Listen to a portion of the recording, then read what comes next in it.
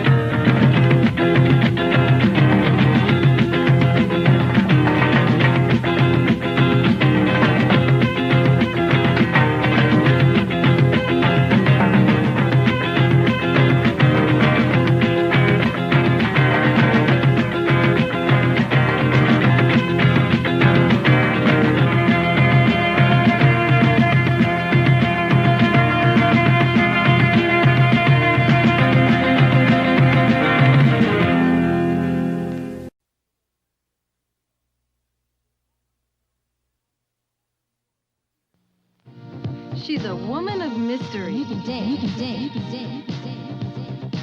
A woman of surprises. What are you doing here? A woman named Susan. Come on. Orion Pictures presents Desperately Seeking Susan. Susan! Susan! Susan! My God, we all thought you were dead. No, just in New Jersey. Madonna is Susan. The hottest voice in rock is now the freshest face on film. Every man is desperate to have her. One woman is desperate to be her. Everybody I know is desperate except you. I'm desperate. You? But someone is desperate to kill her. Killed? Come on. Dead? If he can figure out who she is. I'm not Susan. I don't believe it. I'm a housewife and I live in Fort Lee, New Jersey. You never stop, do you? Starring Rosanna Arquette as Roberta. You know, Garrett, between you and me, what do you really know about Roberta? She doesn't even like sex that much. It's impossible. She'll love You it. can date. You can date. And Madonna as Susan. No more dead bodies, okay? I'll see what I can do. Bye-bye, Bruce. It was fun, huh? Maybe you were the killer. You were with this guy? Come on. It's breathing when I left. Get into the groove, boy. You got to prove your love to me. Yeah. Get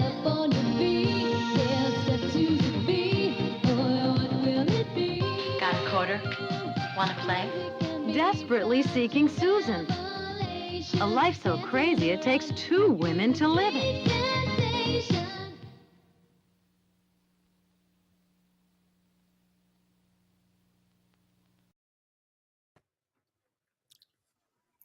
Good evening. This is Heidi Gelliver, and welcome to Culture Connection. Culture Connection is curated by Daniel Zaleski, and it's now going on its 12th year at the Queens Public Library. We are proud to present international artists from emerging talent to award-winning masters. These events include music, theater, author talks, and film, and now expanding into a virtual format, Culture Connection is currently reaching a global audience. I'm really happy to have with us today Susan Seidelman, a prolific filmmaker whose filmography certainly passes the Bechdel test. We're here to talk about some movie magic and her new book, Desperately Seeking Something, which, like her films, has a sharp sense of humor and, for me, lots of nostalgia. She has worked with so many notable people, including John Turturro, John Malkovich, Meryl Streep, Roseanne Barr, Diane Wiest, Peter Falk, Sarah Jessica Parker, Rosanna Arquette, and, of course, Madonna. Her book takes us behind the scenes through her ups and downs as a director in the very early days of independent filmmaking. It was definitely a really fun read for me. Welcome, Susan. Hi, Heidi. Happy to be talking with you. Yeah, I'm really happy to be talking with you as well. And I'm excited to just go through and talk about all of this, all of these amazing films that you have directed. And there's quite a lot of them, actually, not just, Desperately Seeking Susan and the earlier ones, but a lot more than that. So one thing that I did notice about reading the book, and I actually read it, half audio and half actually reading. So that was actually cool. It is available as an audiobook. What I did notice was that it was divided into chapters, which is basically like a soundtrack, which I love because it makes perfect sense that a filmmaker would do that. Can you tell us a bit about your decision to create that? Yeah, music is such an important part of my life. It's also such an important part of movies because when you hear a piece of music, it instantly emotionally transports you back to that time and place. You don't I think of movies songs. Like the first song I remember as a kid, which was when I was maybe 10 or 11, It's My Party by Leslie Gore, or Hot Time Summer in the City in 1964. And I remember who I was with, what I was feeling, what it felt like when I heard that song. So it was kind of a emotional shortcut. And it helped me in terms of writing the book to kind of think about certain songs that represent very specific times in my life. Absolutely. I mean, I couldn't agree more. Music is just such an important part of my life as well. And I just love that you did that. It definitely gave me that feeling when I was reading the book that, it is an emotional shortcut, like you said. And that's just so cool. Yeah. Also, I was going to say music is, there's songs, but there's also soundtracks that also give you the through line, the thread that everything hangs on. When I think about like I was just watching the trailer you showed of Smithereens. And when I first heard that music from the Feelies, I thought that if the character of Wren, the leading character of Smithereens, could be a piece of music, that's what she would sound like, because she's kind of hyper and anxious and always on the go. And that's what that music felt like to me. And the same with when you hear Into the Groove for Desperately Seeking Susan. Instantly you're back in 1985 and thinking about what New York City might have been like, what Danceteria might have been like back in those days. Right. I mean, there's so much there. I mean, and the soundtrack's amazing. And there's so many musical people that are in, Smithereens, as well as Desperately Seeking Susan. Mm-hmm. I mean, there's Richard Hell, who did The Blank Generation, which is basically like a punk anthem. And then, of course, the Feelies, that being the soundtrack of Smithereens. And there's just so much there. It's super, super cool. And we'll get into all of it more soon. But how do you, tell me a little bit about what it was like to write a book about your, a memoir, and compare that to, I guess, directing films, or what made you want to do it now? Yeah. Yeah. Well, let me tell you when I started, which was it was during the pandemic, and a couple things were happening. One, the world was in a very crazy place. We were all isolated, and it gave me a lot of time to think about my past and my present, which was, I had moved after 43 years of living in the city. I had moved to the countryside of New Jersey, a place I make fun of in several of my movies, and I am proudly now a Jersey girl. But so I was living in a new place, trying to get used to that. And then the pandemic came. So I was in isolation in this strange place. And the other thing that happened is that when I started, I was probably 68 or 69. So I was very aware that 70 was right around the corner. And it gave me a lot to think about, because most of my life and many of my films were very much about contemporary pop culture. And, being young at a time in a place where I felt like my finger was on the pulse of what was going on. And suddenly I was in in a new place, in a pandemic, and about to turn 70.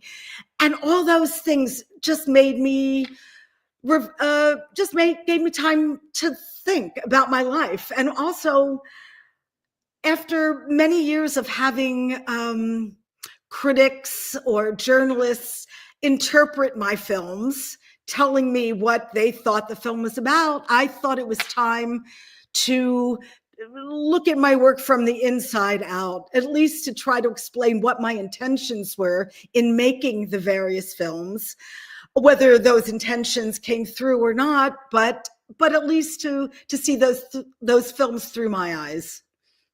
Yeah, it's amazing. And it's amazing, a journey that you're taking the reader through. And they say 70 is the new 40 anyway, but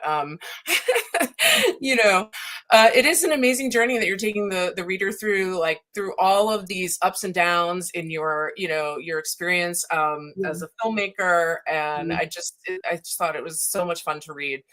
And you definitely, yep. Oh. I was going to say, actually, Leonard Cohen had a very interesting quote about turning 70. He said, "It's the foothills of old age." And that's kind of true. You still feel young and vital, but you are very aware of your mortality. And that gives you a kind of perspective to look at your life. I'm always amazed when I read memoirs by somebody that, was writing it when they're 30 or 35. And I'm wondering, what kind of perspective do you have on your life at that age? And so I kind of felt I had put in enough years and enough distance from my own work to have something more objective to say about it. Yeah, I think that objectivity is really important, and it's really interesting, to look back at something. Almost must seem kind of like a dream or something like that. One of the things that stood out to me that I thought was kind of funny when I was reading it was that, you talked about this executive named Barbara Boyle, who was like an outspoken 1970s feminist who wore knee-high boots. And I just had no idea that there was any kind of executive like that existed in the 80s when you were trying to make a film. Can you talk a little bit about what's the general environment was like at that time, or how unique it was to actually be a female filmmaker during the 80s? Or late 70s. She was one of the few feminist executives, but it was interesting. I'm going to go back a little bit to the 70s, because that's when I was in film school. And one of the things that was interesting, and also one of the reasons I wanted to write the book, was when I was in film school in the mid 70s at NYU. There were 35 people in my film class, 5 women and 30 men. And I could probably count on one hand the number of women who I knew American women who had directed a feature film. And the only one that I really knew was Elaine May. So there weren't that many role models back then. things started to change within the independent community and the documentary community in the later part of the 70s. But when I first started out and when I got out of film school saying, hey, here I am, I want to direct a movie, I remember going out to LA. I had made a student short film that was nominated for a Student Academy Award. So I thought, oh, okay, I'll go out to LA and I'll knock on some doors and somebody's going to hire me to do something. And that absolutely wasn't the case. And I kind of knew that if I wanted to make a movie, I would have to hire myself. There was no doubt about that. So that is basically what a lot of women, myself and some of the other women that came out of the late 70s, early 80s indie film movement, like Betty Gordon or Lizzie Borden, you pretty much had to do it all yourself. You had to be the director, the producer, the editor, because no one else was going to hire you. So that was kind of the environment at that time. And then surprisingly, Smithereens ended up getting invited to the Cannes Film Festival, which I never expected that to happen. And that really turned my life around because suddenly, once you do something like that, you get a little bit of recognition, then, Hollywood will start calling you. But if that hadn't happened, it would have been very, very hard to direct any movies as a woman director who also wanted to make, women movies about women. So I kind of lucked out that Desperately Seeking Susan had this feminist studio executive wearing high boots, and two female producers, a female writer, and the two women who starred in the movie. But I can't begin to tell you how rare that was at that time. Yeah, it's just kind of fascinating just from, everything that I've heard. And, we have a lot, of course, there was like indie filmmakers back at that time, Beth B and, like you mentioned, Lizzie Borden and, it's just, that's kind of fascinating. But you also had other role models, before when you were in film school. I think you mentioned Lena Wertmuller as one of them.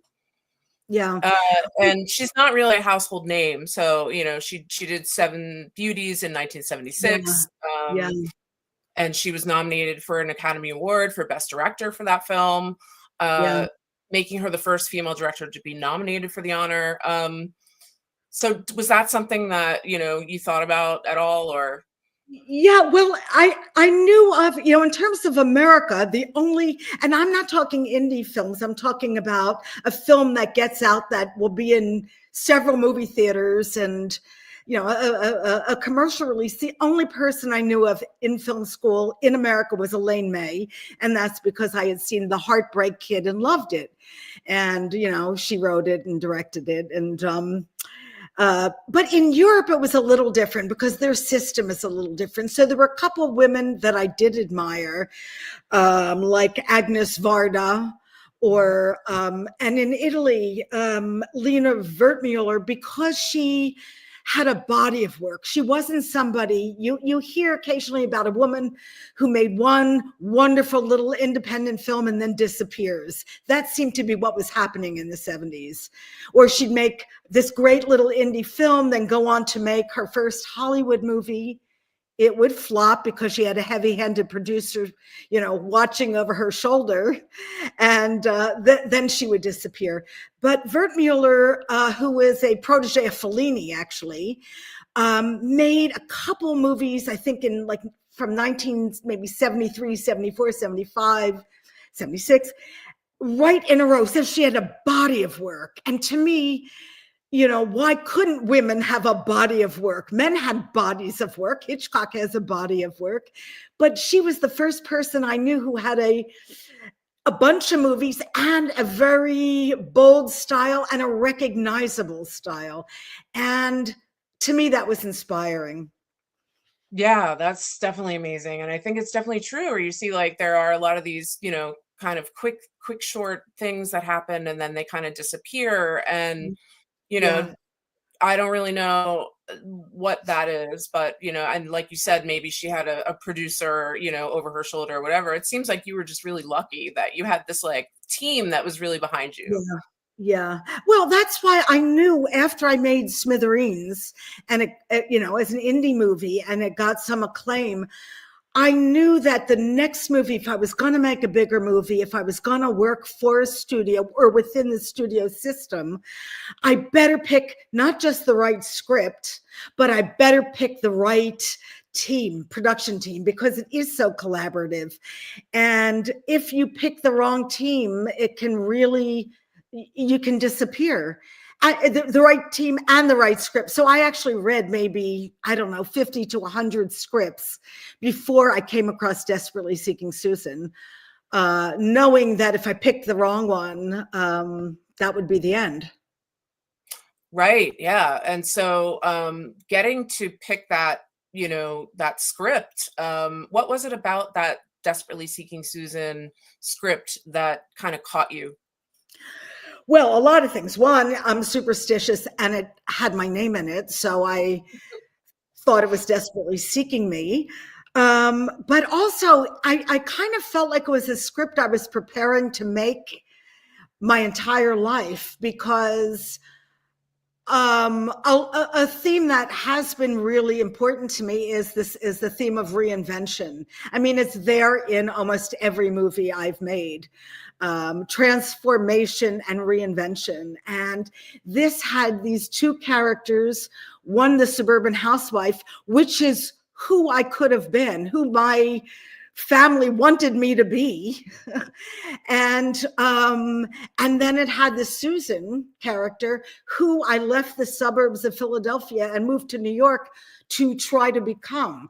So that idea of reinventing yourself, or the idea of how a relationship between two women can be transformative, is something that is throughout all my movies, and something that in my personal life, I mean, there's been people who I admired or, looked up to that that had that kind of impact in me. I wish I could be like them. And I think that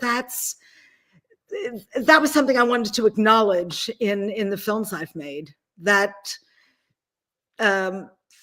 the idea that female friendship can be transformative. Absolutely. I mean, definitely. And I think I want to see more of that, on screen. And so that's why it's just such a, I rewatched Desperately Seeking Susan recently, and it really holds up incredibly well for me. And it's just so nostalgic, to see, see that. And just, there's so much style in that film. That's amazing. And then also, of course, in Smithereens, I mean, I thought it was just incredible that you were able to, capture New York City in the 70s, late 70s, around that time. And where you grew up, Huntington Valley, it's a place not really that far in miles from New York, but, it's pretty far away in mindset. It's another world. Another world. And then you mentioned that there were a couple local women who were drawn to the city magnetically, and there was a couple of, really kind of famous.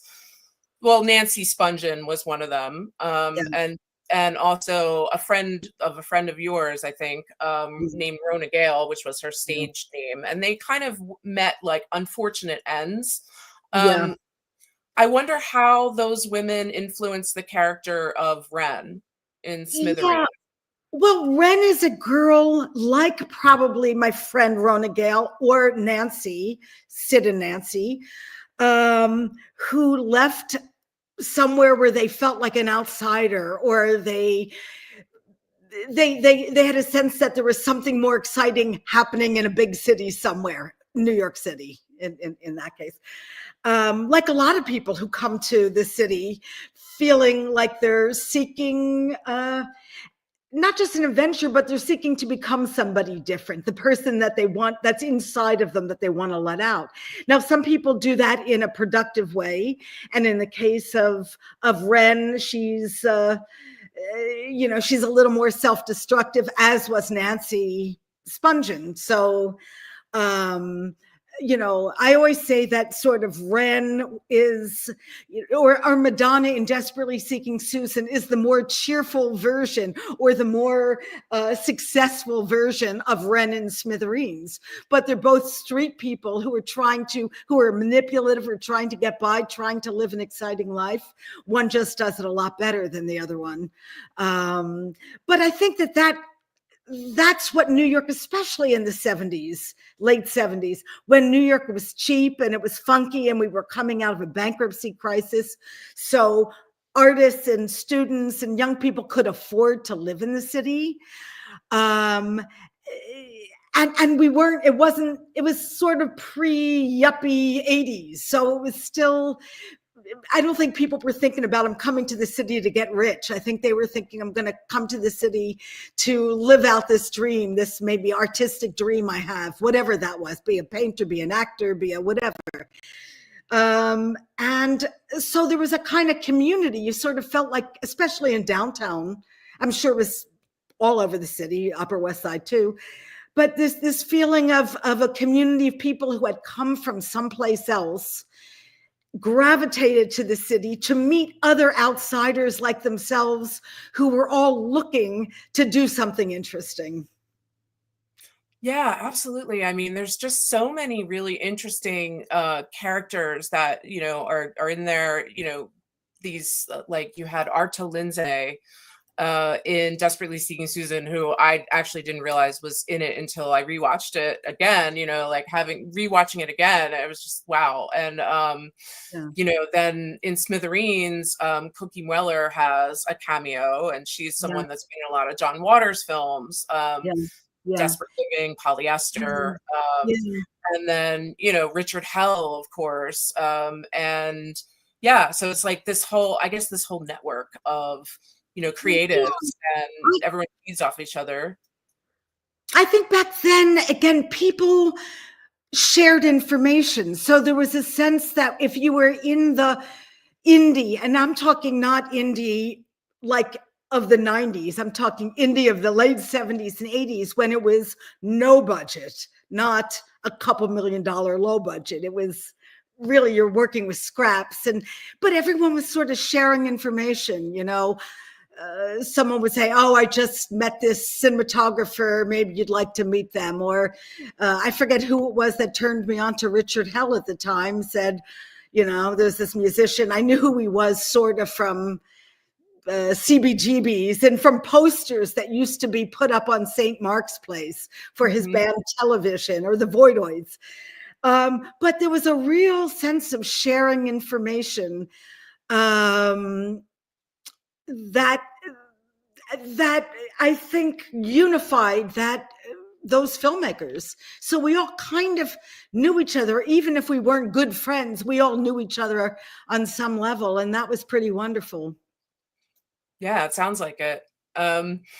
Can you talk a little bit about what it was like, making Smithereens in the beginning, just editing the whole thing on a Steenbeck, which if people don't know what that is, it's basically, before we had digital, we had this kind of like spaceship looking thing that people used to edit film on. Can you talk a little bit about what that was like?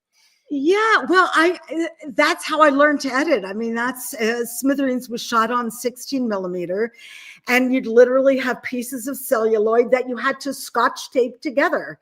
So what was interesting about that time was you really had to think about where you were going to make the cut, because now digitally you can move it up a couple frames, you can move it back a couple frames, but literally you were cutting the celluloid and Scotch taping it together. So if you didn't really think about where you wanted to make that cut, you'd have blobs of Scotch tape all throughout your film. But again, there was something wonderful about working on, I know people are going back to celluloid, some people, but there was something wonderful about feeling the celluloid. And I remember, I was my own editor, and I was living in a funky loft, actually down in the Wall Street area. I'm not sure what brought me down there. I kind of I don't know. Anyway, so I had like bins, like racks with hanging strips of celluloid, hundreds and hundreds of these pieces that I'd have to hold up to the light to see what it was before I could, Scotch tape the pieces together. And, but I loved the tactileness of it. Right. It's almost like sewing, right? Like, I mean, even Yeah. though, you did, study fashion, right, before film. But in a way, I mean, I definitely see there's like some overlap in that interest area. Myself being someone that has an interest in both. Yeah. Well, I like touching things. It's playing with the materials. Like if you're a painter or a potter or something, you're playing with the actual materials. I mean, for me, I did start out wanting to be a fashion designer. I started out in Philadelphia at a place called Drexel University, although back then it was still called Drexel Institute of Technology, in the fashion program. But I found myself, I don't know, 19 years old, sitting behind a sewing machine, and the world was changing. And I thought, I was always a little impatient. I thought, wouldn't it be cool to make the fashion move, make the fashion tell stories, set the clothes to music. And so I took a film appreciation course, got hooked on watching movies. But clearly you can see that influence in all the films I made, because I try to make the clothing tell stories. Like the first clip that you showed, where the opening of Smithereens, where you see a woman with the black and white checkered sunglasses on the subway track, and then, on the subway platform, and then you see legs with the black and white checkered vinyl miniskirt enter the frame. And that person is going to snatch those sunglasses. It doesn't require a setup. It doesn't require dialogue. The images, the accessory, and the skirt tells you the whole story. Yeah, it's great visual storytelling. It really is. I mean, and it's gorgeous to watch. I mean, I loved watching that. Maybe we could show some of the photos. And just because if we do look at the cover of the book again, we can, take a look and see what they look like. So yeah, so these glasses that are on the cover are actually the glasses from Smithereens. Yes. Which, I noticed after I watched Smithereens, and I was just like, that's so great.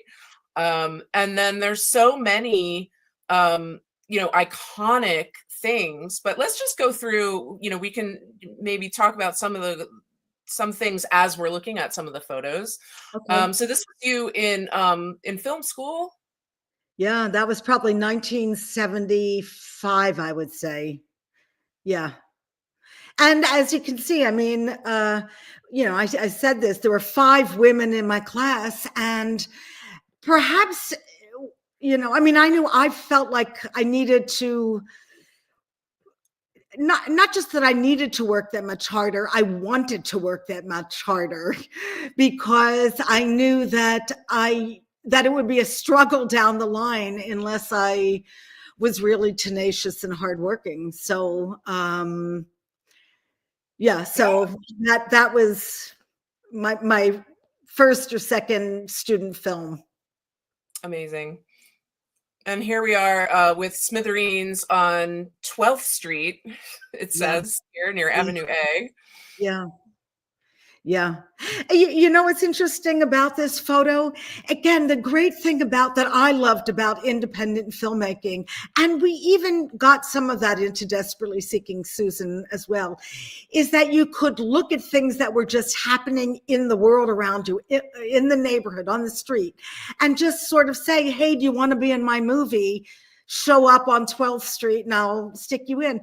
That little boy I spotted in Washington Square Park, and he was just this little card hustler doing these card hustles, and he was so good at it. And his mother was sort of nearby, and I said, "Hey, we're going to be filming, on whatever day it was. Just show up. I want to put you in the movie."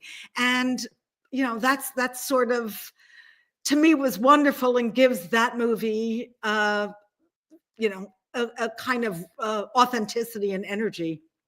Absolutely. I mean, it definitely has that street cred for sure. Okay, so tell us about this.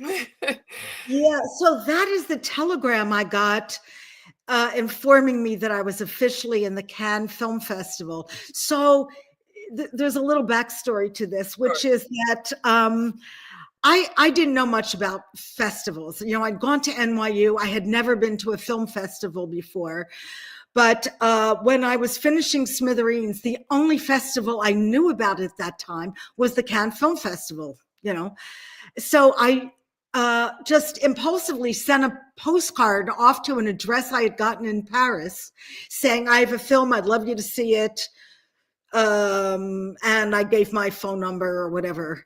And I got a call about a month later from somebody with a French accent saying, "We would love to see your film. Drop it off at this address, Midtown." So I did do that.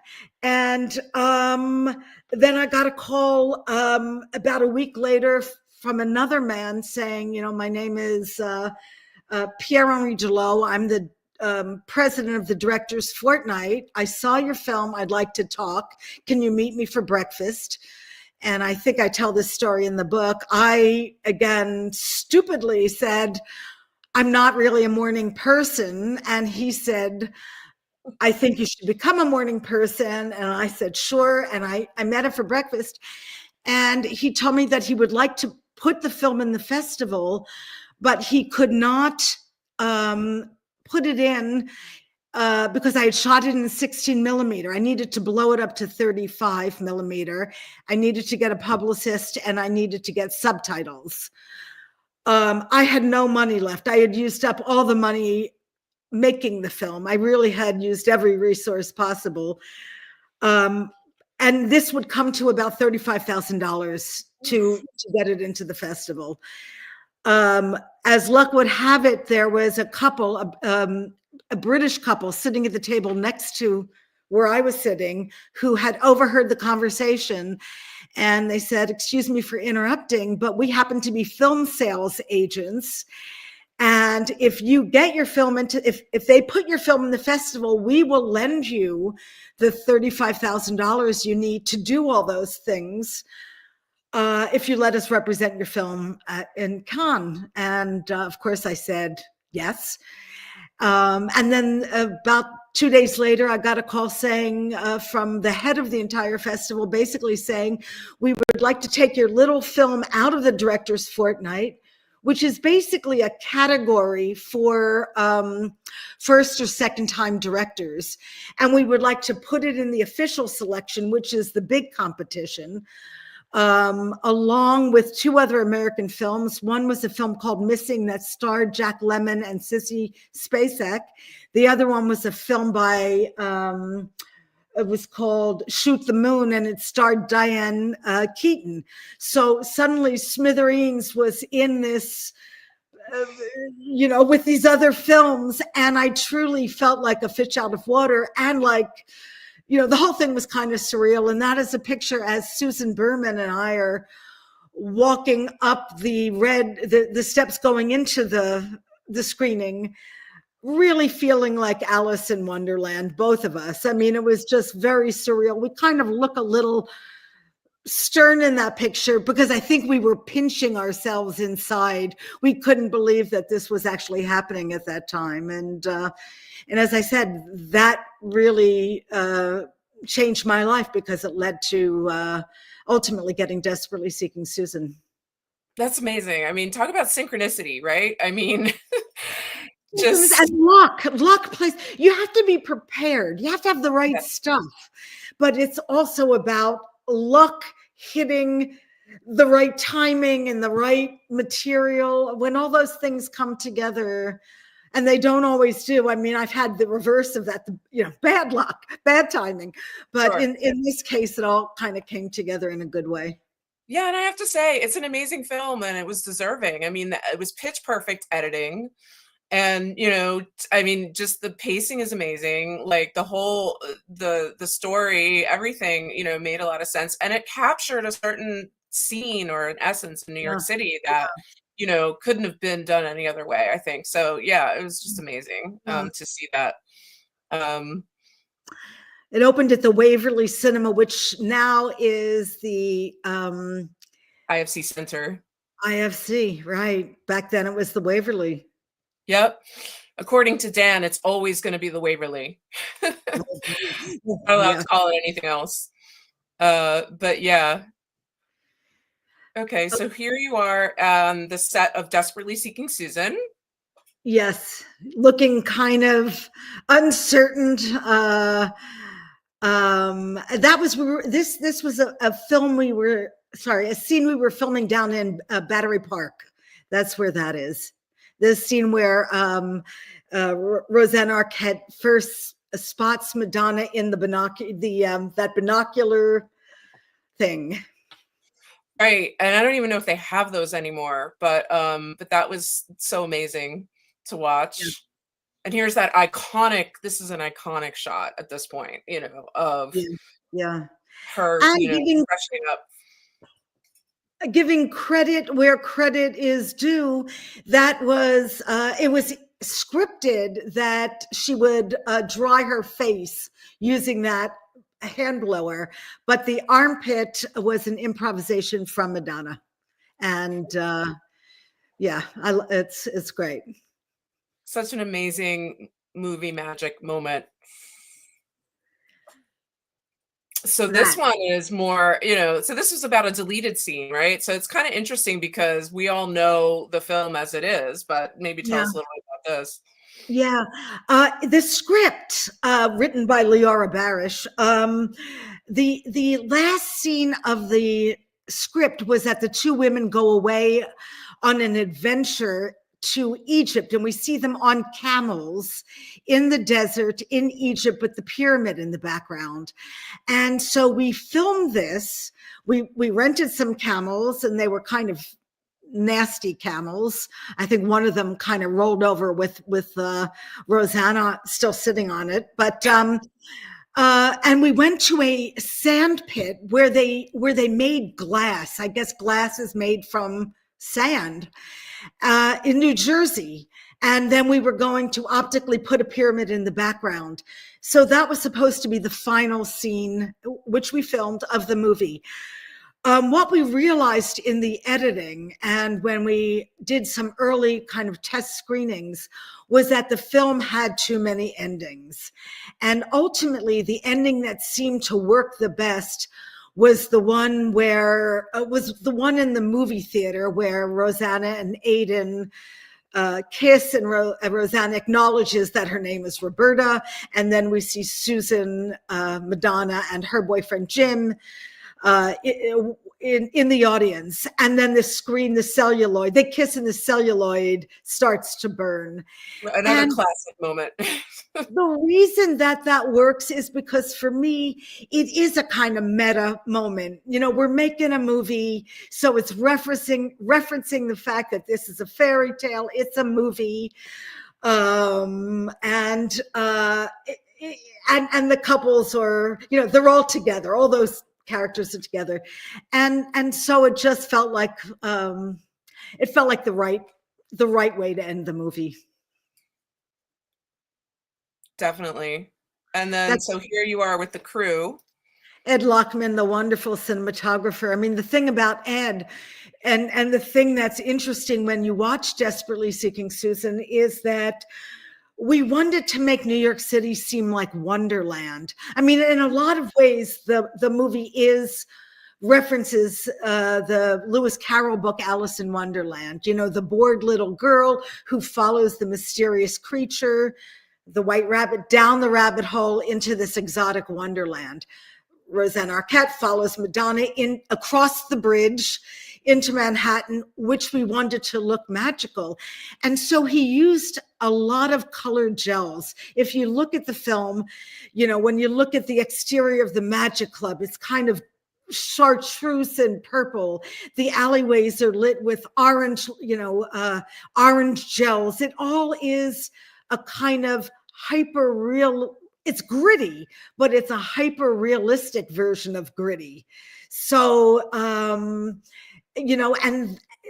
that came from Ed. A lot of that came from Ed. Interestingly enough, the use of colored gels became very common in MTV videos afterwards, in the later part of the 80s and in the 90s, but it was not used so much or at all back when we were filming Desperately Seeking Susan, because we filmed it in 84. It was released in 85, but we were filming it in 84. Right, makes sense. Yeah, I mean, it's just such an amazing look. And before we, I'm just going to go back a little here. Such an amazing look in that film, and so much of the fashion that was in the film really endures. And one of the things I thought was fascinating was that suitcase that she carried that had the artwork of a very famous street artist, and then also the jacket. Jacket with the pyramid on the back. So it was just really kind of just a lot of, I think Santo Loquasto was the costume designer. He was the costume designer and the production designer. And what was great about having him do both jobs is sometimes you'll see a movie where you feel like what they're wearing, the costumes kind of are fighting the background. They're either blending in too much or they're popping out too much. Because he was doing both, he had a unified vision of what the frame should look like. And I think if you watch the movie again, you'll see that it's all sort of coordinated. It really is beautifully visually coordinated. I mean, it's pretty amazing. And then, of course, we had Michael Roman's Stenciled Skulls. He was an artist that did all the murals at the Pyramid Club and at Danceteria, and then went on to design for Carlos Santana, Keith Richards, the Ramones, and was also tagging on the subway with Keith Haring and Basquiat. So just, it's just all these really interesting creative, forces kind of coming together. But what's been interesting for me is that, now that it's the film's 40th anniversary, I have seen it this year a couple of times with audiences that I know were not born when I was making that movie. Even their mothers weren't, in some cases, born when I was making that movie. And what I find fascinating is, that there's something that people romanticize about the free spirit, young people today, about the spirit of those times. And also that theme of reinvention, of allowing yourself, or being fearless, allowing the best, most authentic version of yourself to come out, which is what the movie is all about, is timeless. So, a 15-year-old girl today can relate to it in the same way that somebody related to it in 1985. So it's not just about the style. Yeah, no, it's not at all. I mean, their story is as timeless, like you said. And, even if they're not going to remember Love Saves the Day on Second Avenue, or they're not going to remember, writing down phone numbers on little scraps of paper, or when personal ads were actually, in the newspaper, it doesn't matter. But all of those things are fun, I think, to remember. Yeah, interestingly enough, you'll see it in Smithereens and also in Desperately Seeking Susan. Probably some early uses of selfies. They didn't have selfies back then, but you see when Ren Xeroxes her face and posts it all over the subway, that's basically saying, I exist, here I am, look at me. it's like putting a selfie on, Instagram or doing a TikTok video. And the same with Madonna. When we first see her, she's taking Polaroid pictures of herself in that, laying on the floor of that hotel room in Atlantic City. Right. Yeah. And so basically, like, the street was kind of like their Instagram, right? I mean, they just had to post pictures on the street and that's it, and so it's just it's just, before social media and all of that we had this analog thing, right? So yeah, let me so moving on a little bit to Making Mr. Right here, which is another really kind of funny incredible sense of humor with this film, and very colorful, even though this photo is in black and white. Yeah, well, this is I'll call it a retro. The style of the film is retro futuristic. It's sort of like when I was a kid, I imagined the future to look like, influenced by the World of Tomorrow at the New York World's Fair of 1964, or the Jetsons, watching the Jetsons on TV. It was when the future was not scary. Robots and androids were not scary. They were friendly, like Rosie the maid in the Jetsons. So that kind of retro, optimistic, fun version of the future was what informed the look and the story to some extent of Making Mr. Right. And John Malkovich was wonderful. He had never played a comedic role before. He was thought of as this very serious actor, and he got to play two comedic roles because he plays the kind of misogynist scientist that invents the robot, and then he plays the kind of sweet, naive robot as well, because in a way, something that inspired this story was Pygmalion, the idea of like a reverse Pygmalion. In this case, there's a woman who has been hired to socialize an android to make him kind of a media darling so that NASA can get more funding. So she ends up turning the android into her version of Mr. Right, a little bit in the way that we've seen those kinds of stories flipped with My Fair Lady or Pretty Woman, where a man gets to remake his version of the perfect woman. Right. Yeah. It's an amazing thing. And people who are watching this should definitely, it's worth a rewatch. And, I highly recommend that. And also, again, the bright colors and the fashion in this was just, the style was amazing with the geometric shapes in Anne Magnuson's wardrobe. Pretty amazing. And there she is in a convertible. Stuck in Miami traffic. That's what that was. And then we have this one here. This is from She-Devil with Meryl Streep and Roseanne Barr. And that's all of you guys on set. Yeah. Yeah. Again, it was great to be able to work with Meryl, because like with John Malkovich, she was just thought of as the most acclaimed actress at that time, still in America, but mostly for dramatic roles. She had never been in a comedy. And one of the things I thought would be fun was to work, I like working with either new people that we haven't seen before on screen, like the cast of Smithereens or Madonna at that time, or Anne Magnuson, or established people, but working with them in new ways. So Meryl had never done a comedy before, but I knew, comedy is, I think, harder to do than drama, because you really have to get the timing right. And I knew she's such a great actress that I just knew she could nail it. And she did. I think she had a lot of fun going out, playing outside of her normal box. And then she went on to do a lot of other comedies. Right. Yeah. I mean, she had us this was pretty early on in her career, but I mean, she was amazing in this. It was, and Roseanne Barr too, like the two of them playing off of each other. I mean, it's just, just the whole like campiness of it was Well, just what I was- amazing. yeah, I mean, what this movie really is about is, our culture's obsession with wealth, fame, and beauty.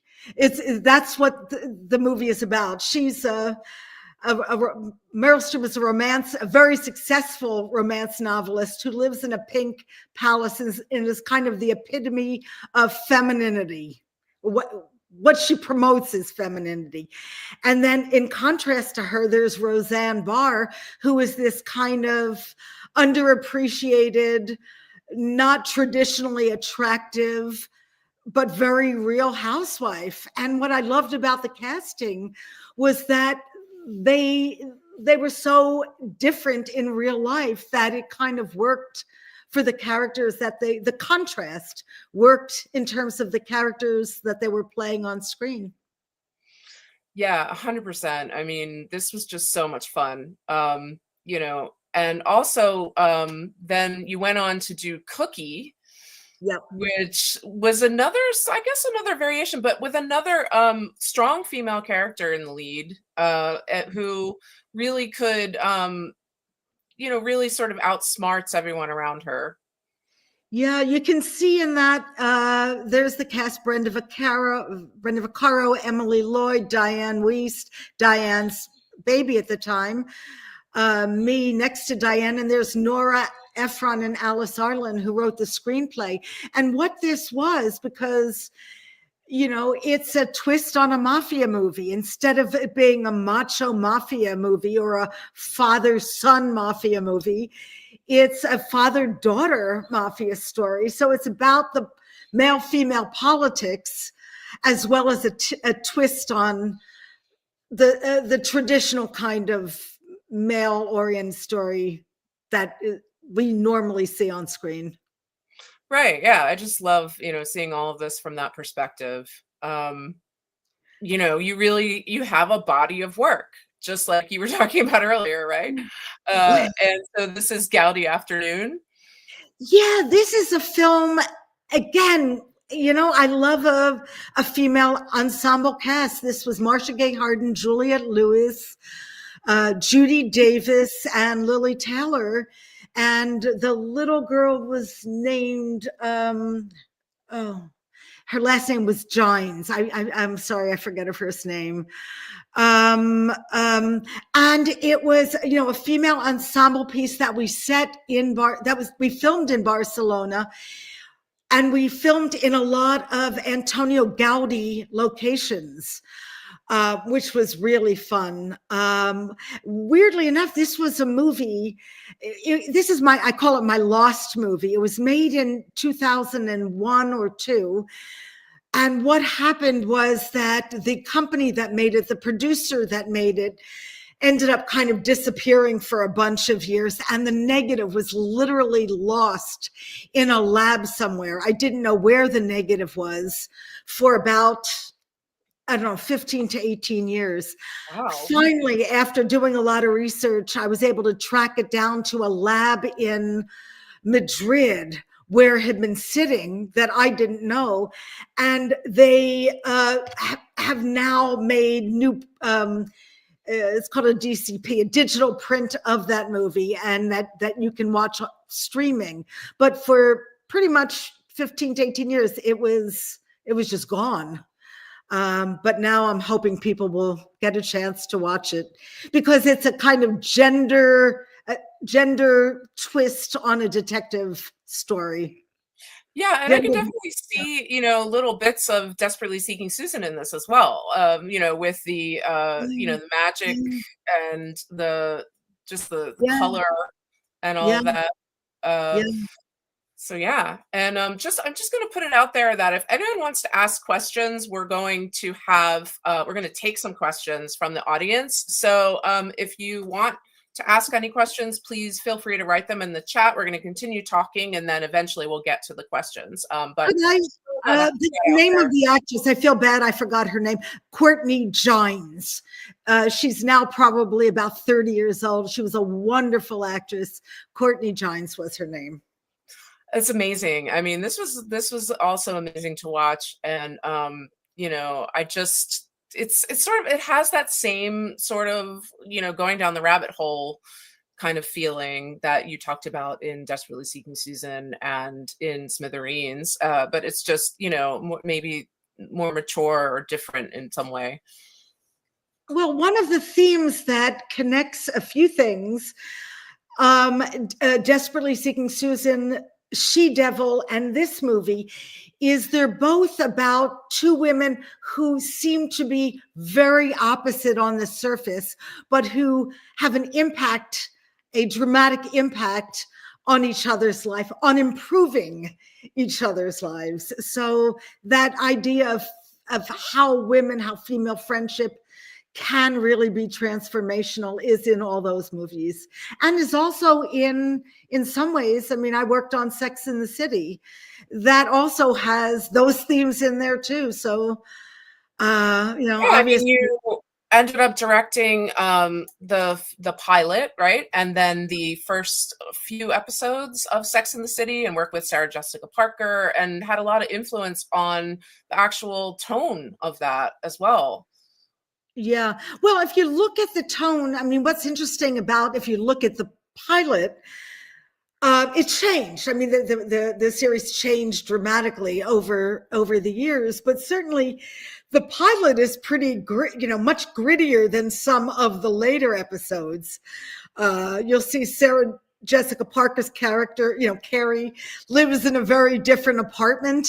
She lives, you know, above a coffee shop, in a little studio apartment. She's got, brown hair. She smokes lots of cigarettes. I mean, she's not quite as glamorous as she becomes as the series goes on. And another funny, just little anecdote is that Mr. Big, I knew from he has a little cameo in Smithereens. Yeah, I saw that. That was amazing. And I recognized it, and I was, there's all these little Easter eggs in there, you know, that I just didn't know were there. And it's so amazing to watch it again. And then also the three identical strangers that were in Desperately Seeking Susan. There was a whole documentary about them. So that was also pretty fascinating. All these little things that I just, you know, realized. Yeah.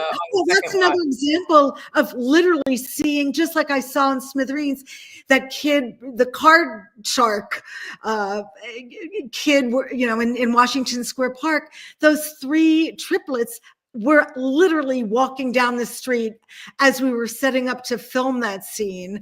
And it just seems so fortuitous that, you know, the film was about doubles. Why not put triplets in there too? It just made a lot of sense. I see that somebody has a question here about whether my films are autobiographical or fantasy. They're a little bit of both. I mean, as I said to you earlier, there's little bits of me in every character in the films that I've made, particularly, I would say, Desperately Seeking Susan, because that's sort of the two sides of me. But they are not strictly autobiographical, but, you know, I can't help but put little bits of me or people that I know in the films I've made. Yeah, that makes total sense. Do you want to maybe just look at these last couple slides and then we'll take the rest of the questions? Sure. Okay. So this is the 40th anniversary that we're looking at here.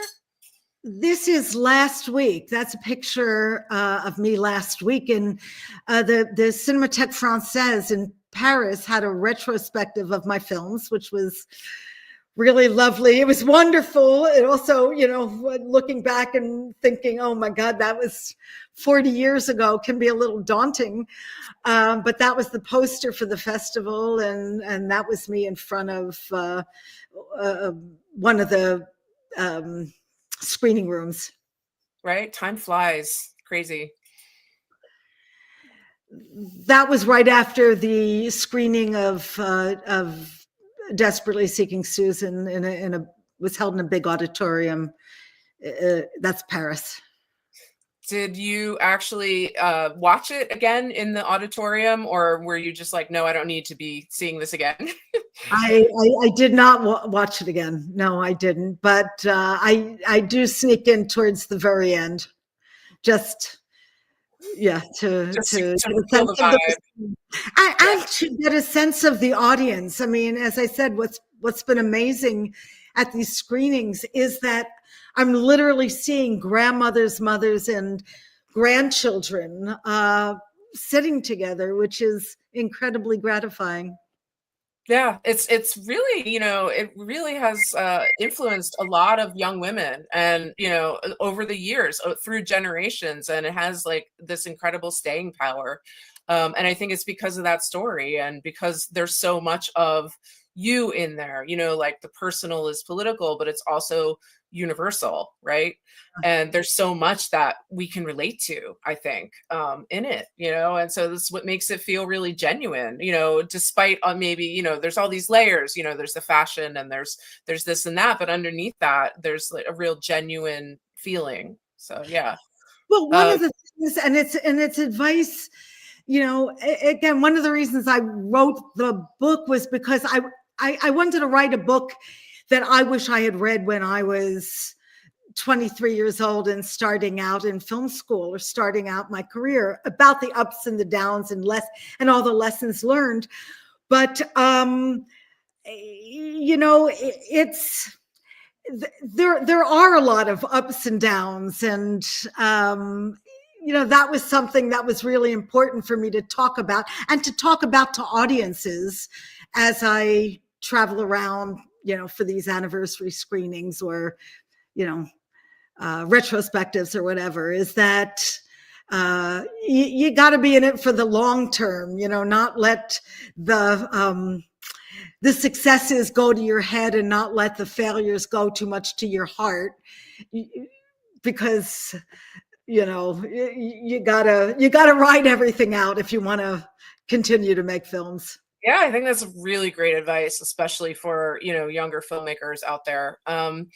And okay, so let's take a couple questions because they're coming in. So let's see what we got here. From Cianine Lorenzo, all such great films. Did you find it hard to get funding with so many female leads, or were you able to work with the same producers for your films?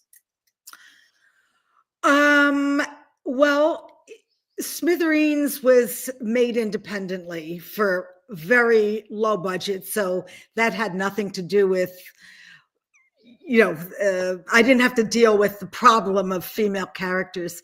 Desperately Seeking Susan, we had the luck of having that female studio executive, so that was just good fortune. And she thought she wanted to make the movie to show that it could possibly be a commercial success, that you can make movies about female characters that could be commercially successful. And she was right, because later on, a couple of years later, Penny Marshall and Amy Heckerling both made very commercially successful films that had a lot of female characters in them.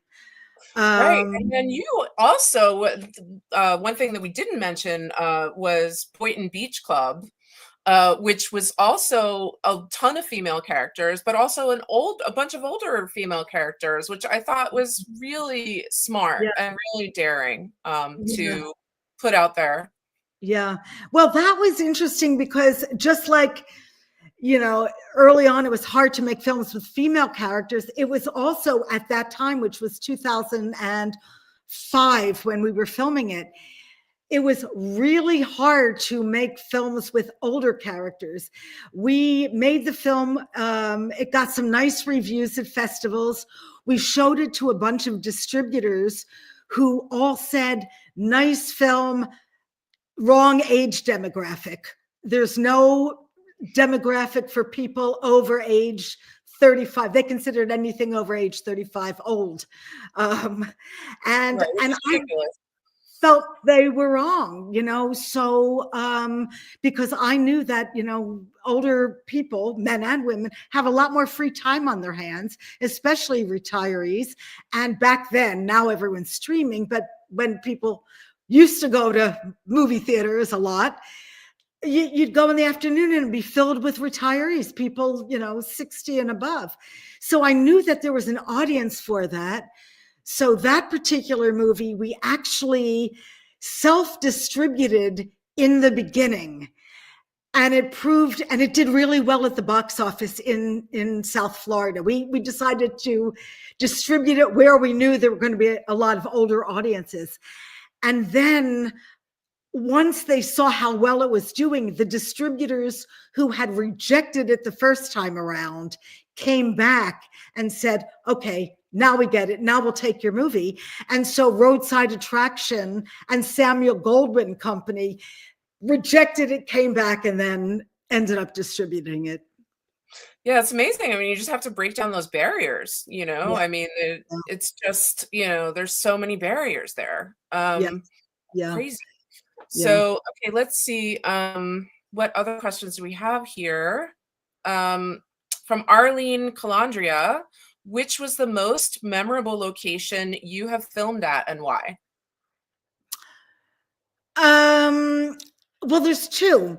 One was the Magic Club, which we filmed in for Desperately Seeking Susan, which was the old Audubon Ballroom. That was actually the ballroom where Malcolm X was shot in, I don't remember what year it was, in the 60s. So, but it had gone to rack and ruin. And Santo Laquasto, our production designer, thought he liked the crumbling, the decrepitness of it. So he transformed that into the Magic Club. The other location that was a lot of fun was when we were writing, when the writers Barry and Mark Barry-Sturgetz, Mark Burns were writing She-Devil. It was written that the Meryl Streep character lived in a pink palace by the sea. So the idea of finding a huge, bright pink house by the sea was nearly impossible. We thought for sure we were going to have to build a front or fake it somehow. And then again, Santo and the location people found this one house that was actually really pink with huge gold gilded gates and was on the sea out in not the Hamptons, but Long Island somewhere. And it was a house that was lived in by a Hungarian countess. And she was a fan of Meryl Streep's. So she allowed us to move into her house and film in there for a couple of weeks. And the third location, sorry, I'll add another one, was Barcelona, to be able to film in the real Gaudi buildings. He was an amazing architect who also was a furniture designer. To be able to film in these buildings that he created was absolutely amazing. Yeah, that all of it sounds amazing, especially that pink mansion. My goodness. Which is now destroyed. I think they knocked it down. I heard a couple of years ago they knocked it down, and so now there's some other kind of modern house there. Right. Okay, let's see what else we have. From Cesar Garcia, please, Susan, tell us about the choice for time travelers, which appears at least 2 or 3 times throughout the film. The use of time travelers.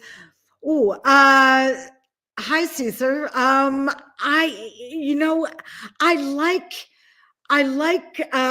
don't think it appears 2 or 3 times. I think it's in that end, if my memory serves me well, movie when they're in the movie theater and the celluloid burns.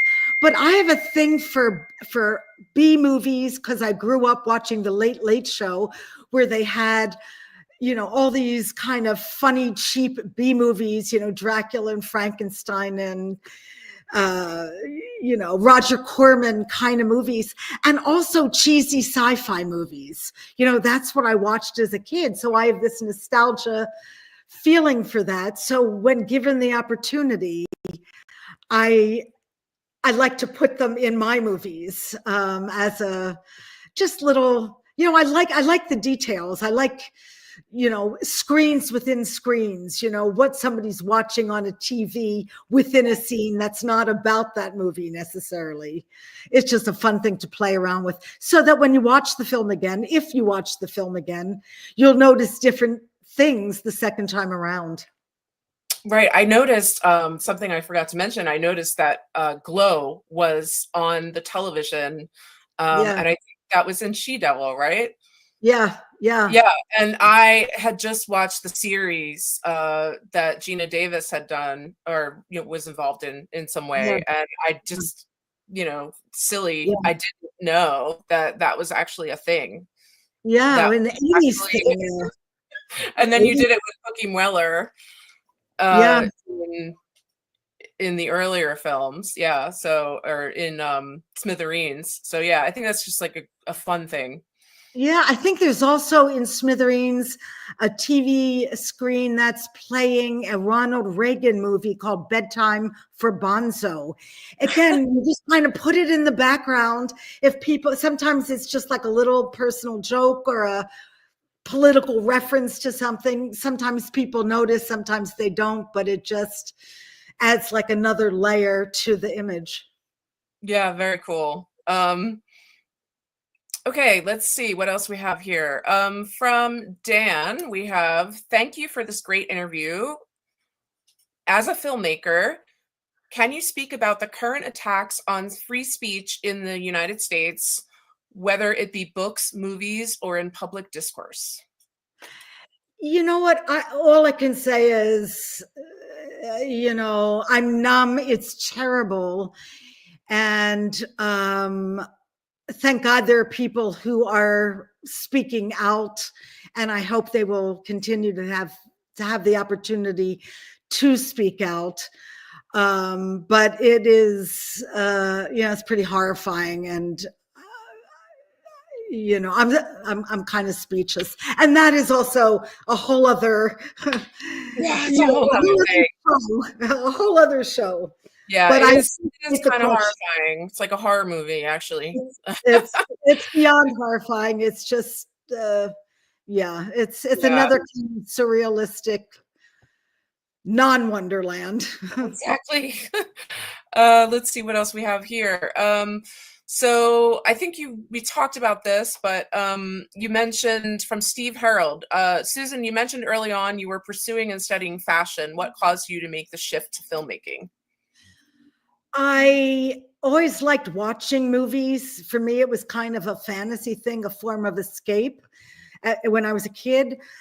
And literally, it was because when I was studying fashion, which was in 1970 and 71, I found myself sitting behind a sewing machine with what my mother or grandmother would call, heebie-jeebies, or, I was impatient. And there was so much going on in the world back then, whether it was,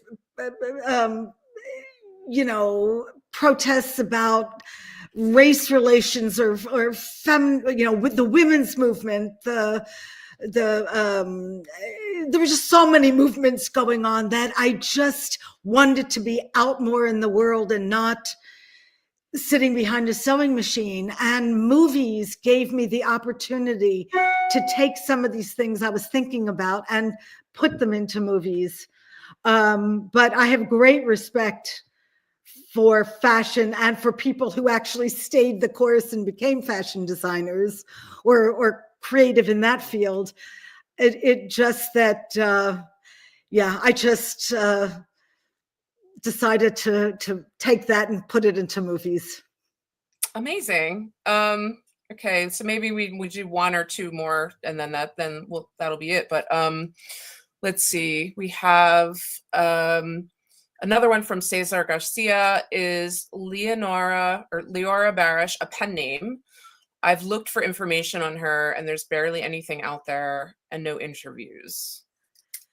It is not a pen name. It's her real name, and maybe I would say look harder, because I think that she does have she has a few other credits on IMDb, but she might not be on social media. So maybe that's that's why you don't see too much. Okay, and from Leslie Ann, we have, I loved learning about your mom in the book. Any chance of doing a Spielberg and making a film about her life? Well, in some ways, Leslie Ann, Boynton Beach Club is a little bit about her life. At the time, my mom was still, my dad was still alive. And, Boynton Beach Club is about older people who reconnect looking for love or friendship at a bereavement club after they've lost a partner. Shortly after the movie was made, my dad did pass away, and my mom did meet another person, another guy, and ended up going back out found herself in the dating game again at the age of 85 or so. She's now 93 and still going strong.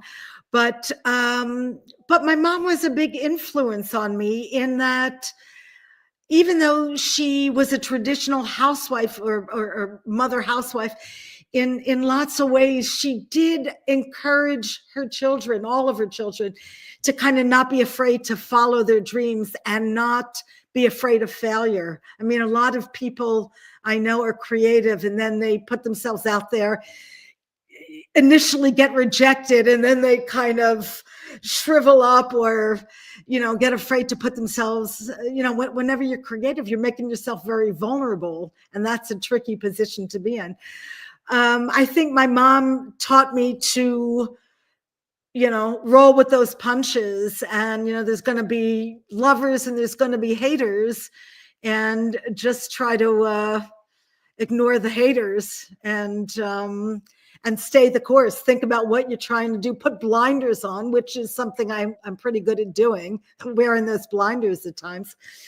And remember what your point of view is. Remember why you're doing this, and try to keep doing it as long as you can. The tricky thing is finding the financing to be able to pursue all those dreams. But I have been lucky over the years. I've also been unlucky. There's films I've worked on that I thought was going to happen, and at the last minute the funding was pulled. So you roll with those punches. And your mom was actually involved in the making of Boynton Beach Club, am I right? There? She was one of the producers. She was probably the lead producer, in the sense that the movie was her idea. It was based on the experiences of a friend of hers who had lost his wife, found himself in a bereavement group, and then found himself being hit on by a lot of the women in the bereavement group. And suddenly he was back in the dating game again. And all the rules had changed. She didn't understand, women weren't the same way as he remembered them being back in the 40s and 50s. And that was absolutely the inspiration for that film. And my mom actually wrote the first draft of the screenplay. It was a bit messy, but all the good ideas were there. That's amazing. I just think it's amazing that you got to work with your mom in that way. It's just a great thing to have been able to do. Okay, so, and then Eves has a question. Thanks for the interview. Wonder if there's an actor that you'd love to work with. Oh, well, if I say this person, somebody else is gonna get her first in a movie. But as I said, I like taking people from one medium, like working with Madonna, who was not an actress at the time, or Richard Hell. I find Billie Eilish pretty fascinating as a screen character. I think she's got a great face and great eyes. I think she'd be great in a movie, and I'm sure one day maybe she's going to make one. But when I watch her videos, I just find myself, staring at her face a lot. So yeah, you never know. She might end up in your next project. Who knows? Who knows, right? Okay, and then one last one from Jenna. The 1980s were before my time, and I was wondering, what is the biggest thing you would want a younger audience, especially women, to take away from your films? I think the biggest takeaway and the hardest thing to have is to have a point of view. Anyone can make a film technically. It's not about the editing and the camera moves. All that's really important. But it's really about having a point of view, having a vision about the kind of movie that you want to make, and finding what you think you can say that's different than what other people have said already. What's your specific point of view? And then, of course, the other takeaway is, a director is a lot like an orchestra conductor. You're working with it's very collaborative. So you're working with a big group of people in front of and behind the camera, and they all want to do their best, but they may not all have the same vision of the big picture that you have. So it's a lot of, of negotiation, or of trying to get everyone on board to make sure we're all making the same movie, and without losing that singular vision that I do think kind of comes from the director, inspired by the screenplay and inspired by all the, the actors and everything else. But but somehow it all has to come together, be unified. And that's the job of the director. Yeah. And it's a job that you've done so beautifully throughout all of your films, and with such a consistent point of view. That we can see, a thread going through all of the films that we've talked about. Thank you. Yeah, I just want to say, and the book is amazing. So I want to recommend that. It was definitely a fun read for me. I really had fun, going down the rabbit hole with you, Susan. And so thank you so much for doing this. I really, really appreciate it. And yeah, go out there and read the book. It's available at the Queens Public Library, and probably your library near you, wherever you are. And yeah, just thank you so much for joining us. Thank you so much. Great questions. And thank you, Queens Public Library. Thank God there's public libraries and good ones. So yeah, let's hope that we fund the libraries. Definitely, donate to the libraries, or advocate for the library as much as possible. Okay, well, thank you so much. Thank you, everyone. Yeah, thanks everyone for being here. We really loved having you.